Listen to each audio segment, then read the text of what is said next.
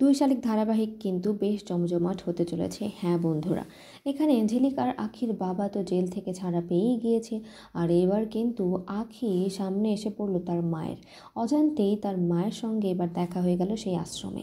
আর এই আশ্রমে তার মা কিন্তু প্রতিবন্ধী অবস্থায় আছে। সে কিন্তু কোনো কথা বলে না, না ঠিক করে ঘুমোয়, না তিনি চলাফেরা করতে পারেন। আর আখি যখন এখানে তার সামনে আসে, আখির মনে অজান্তেই তার জন্য একটা মায়া অনুভব হয়। আখি চোখ দিয়ে জল পড়তে শুরু করে। আর যখন আখি তাকে আদর করে চলে যেতে থাকে, সেখানেই কিন্তু তার মা তার হাতটা ধরে ফেলে। আর এখানে নার্স কিন্তু বলে যে উনি আজ অবধি একদম নাড়াচাড়া করেননি, কিন্তু দেখো বিধির কি খেলা, আজ উনি তোমার হাতটা ঠিক ধরে ফেললেন।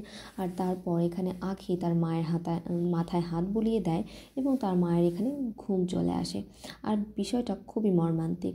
সামনের পর্বগুলোতে কিভাবে তারা জানতে পারবে যে তাদের বাবা মা দুজনেই জীবিত আছে এবং তারা দুজনে একে অপরের যমজ বোন, সেটাই অনেকটা ইন্টারেস্টিং হতে চলেছে।